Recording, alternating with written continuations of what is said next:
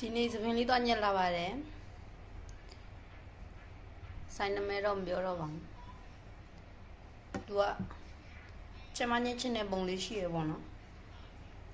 အဲ့ညက်ချင်တဲ့ပုံလေးကိုပြတာသပင်ကပါလို့တဲ့လုံးလို့မရဘူးတဲ့အဲ့နဲ့သူကဒီလိုရှိရနေ butterfly ပုံစံလေးလုပ်ပေးရဒါမဲ့သိရမလားမကျင်းတော့ဒီနောက်လေးတွေကိုတိုးချင်တာလို့ပြောသူကလမ်းမှာတဲ့လမ်းမလမ်းကိုကတိုးချင်တာဆိုတော့နောက်တစ်ခေါက်ခေါ်ပြီးတော့ဆရာသမီးကပေါ်ကတစ်ထက်လောက်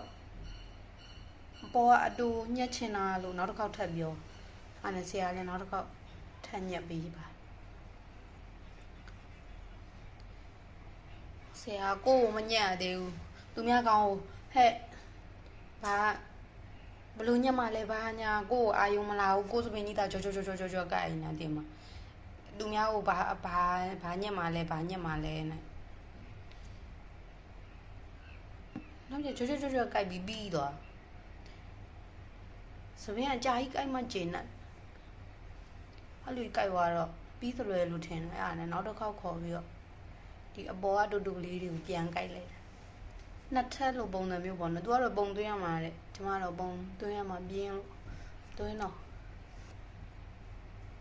ဆိုင်ထဲမှာတော့လာတယ်ခုတော့မလာတော့လေးတိုက်လို့